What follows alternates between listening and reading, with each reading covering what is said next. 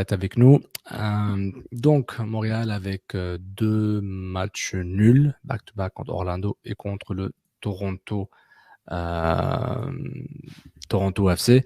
Montréal qui est en ce moment, excusez-moi, Montréal qui est en ce moment en dehors des séries MLS à la 8e place, mais ex-aequo au point avec Atlanta 7e et les Red Bulls 6e, et à un point de New York City FC 5e avec 44 points. Donc Montréal n'est pas loin, mais Montréal souffre, Montréal manque d'oxygène. On manque d'oxygène avec dans ce dernier droit.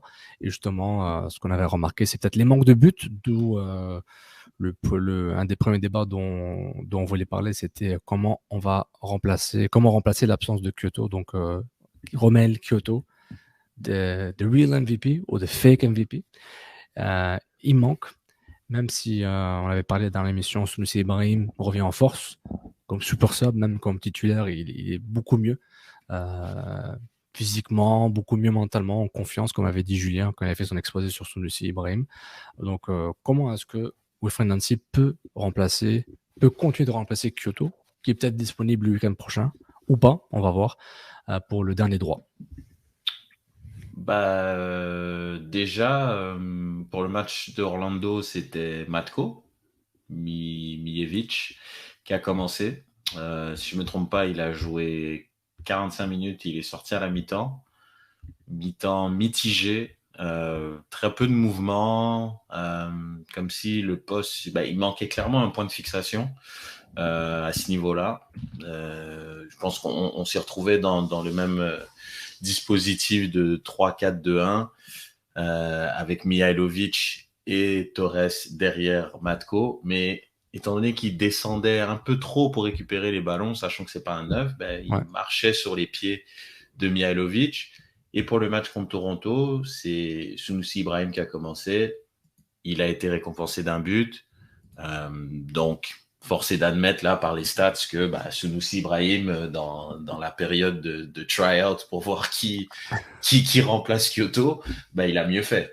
Donc, je pense que ça va être compliqué. C'est des grosses chaussures à remplacer, comme tu dis, Kyoto. Vivement son retour, mais le problème, c'est s'il revient, pour combien de temps? Parce qu'il est souvent revenu. Est-ce qu'il est revenu trop vite? Il se reblesse. Pour combien de minutes? C'est ça. Pour combien de minutes? Il fait un triplé, il se claque la jambe, et il est pas là pour les 2 derniers matchs. Donc, c'est ça le problème. Donc là, il reste 3 matchs. Donc, je dirais que la solution serait plus un Sunusi Ibrahim, sachant que c'est qui est plus l'homme en forme, évidemment, avec son but aussi contre Philadelphie.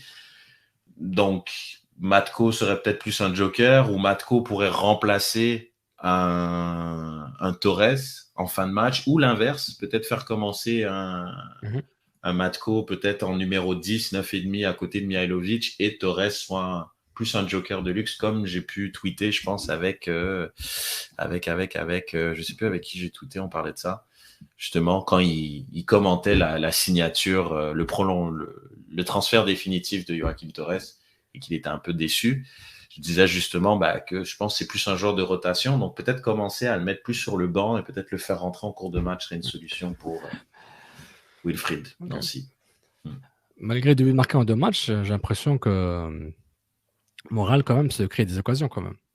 J'ai pas l'impression que c'était totalement le néant total. En tout cas, de mon impression, je ne m'en rappelle plus de toutes les stats, je les ai devant moi là, mais j'ai vraiment l'impression que il y avait une certaine vas-y Red, vas-y. Non, il y a eu des occasions. Après, on parle de 2 matchs quand même différents. Genre Orlando, je pense le premier 45 minutes est catastrophique je pense de l'ensemble de l'équipe. C'était un match, mais vraiment, c'est pas une équipe. T'avais pas l'impression que c'était une équipe qui se battait pour pouvoir se battre pour une place, qui se battait pour une place en play-off.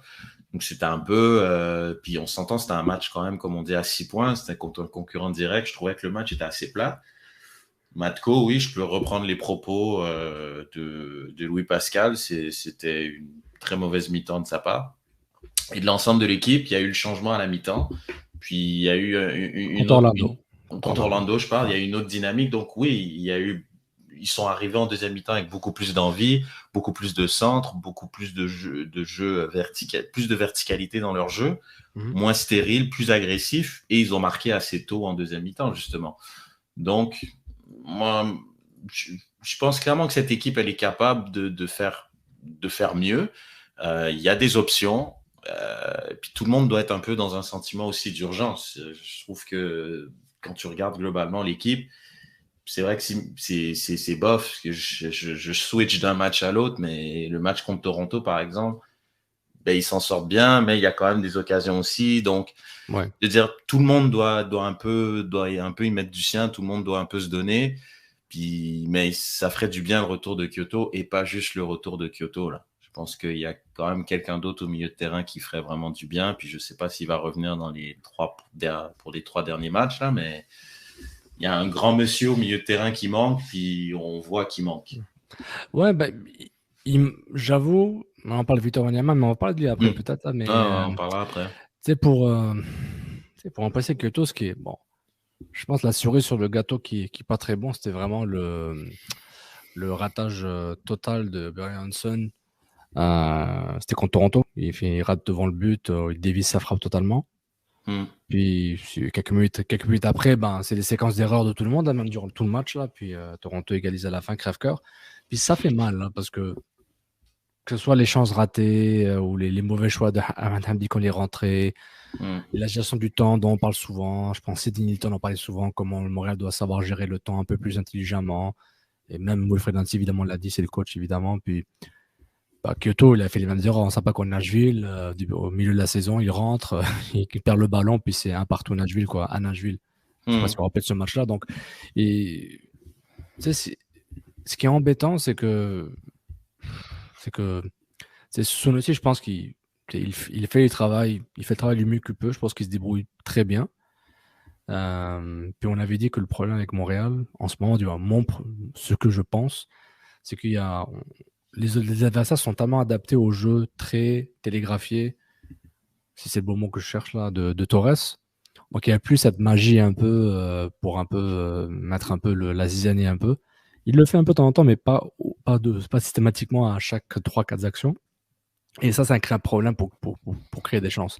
Ce qui donne beaucoup de travail, beaucoup de charge de travail à Mihailovic, qui déjà en fait beaucoup. Mais là, il se voit frustré, il ne reçoit pas le ballon. Torres, il garde trop le ballon, etc. Donc, on se refait le même délire que ce soit contre Toronto, contre Orlando. Donc c'est ça. J'avais quelques commentaires. Oui, bon, ça, on l'avait déjà passé. Oui, Patrick, on ne peut pas jouer le même style qu'Ibrahim. On appuie direct avec lui en pointe. Et quand tu avais dit Red, Patrick te rejoint par rapport à son Wanyama, protégeant de l'équipe. Même l'absence de Wanyama, on la sent, mais j'ai pas l'impression que le milieu est une catastrophe.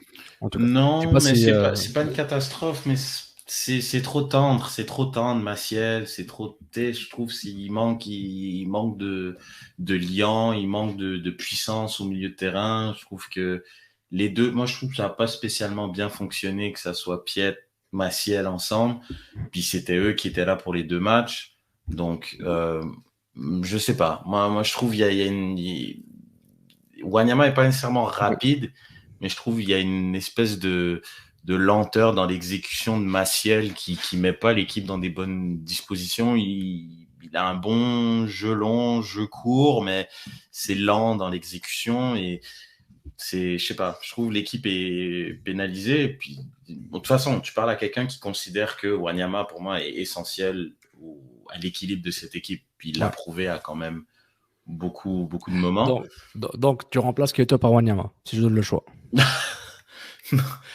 Non, je pense qu'on revient à Kyoto. Je pense que Kyoto, c'est quand même forcément, Kyoto, c'est la bougie d'allumage, comme on dit, offensivement. Mais Wanyama aussi, je trouve, pour l'équilibre de l'équipe, c'est plus important. Et ça libère quelqu'un comme Mihailovic, qui peut être beaucoup plus libre, puis qui peut être plus intéressant, alors qu'il l'a été déjà assez intéressant, mais il peut l'être encore plus avec un Wanyama. Mais en tout cas, je pense que les options, elles sont là. Puis évidemment, il faut qu'on parle de Bjorn Johnson. Moi, je vais juste, comme si tu veux, faire un petit truc par rapport à lui. J'ai pas envie de lui jeter la pierre. J'ai pas envie nécessairement de l'accabler. moi, je pense qu'il est dans une espèce de spirale. C'est un peu le chat qui se mord la queue.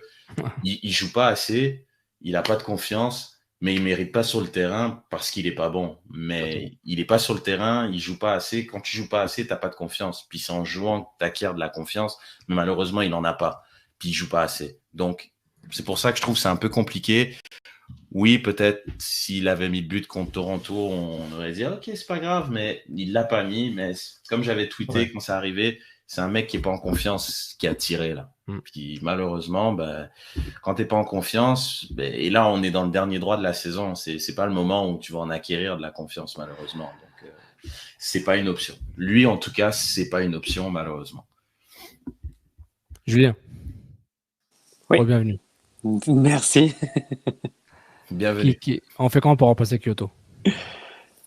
Écoute, je pense que j'en avais un peu touché un mot la semaine passée.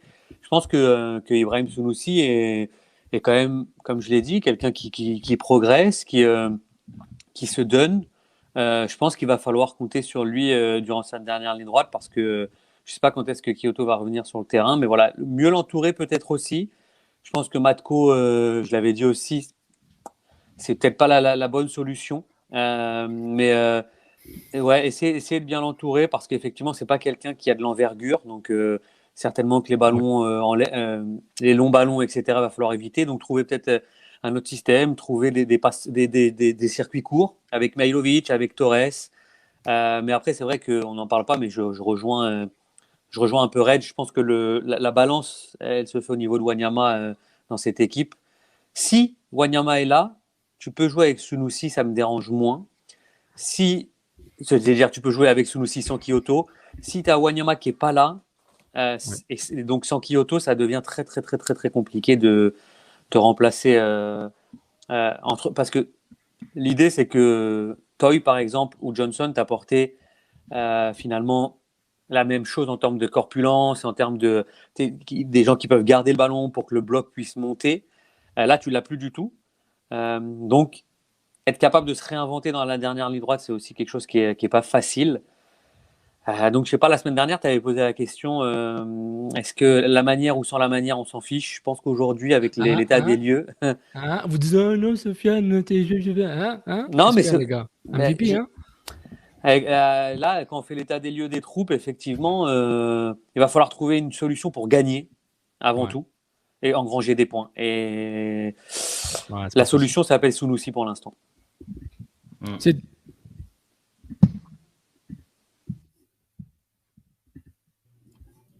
pub. Ok. Donc merci beaucoup pour avoir commenté. Encore une fois, si vous voulez commenter en direct, c'est seulement sur patreon.com/Can Football Club et on passe à la publicité pour le prochain sujet.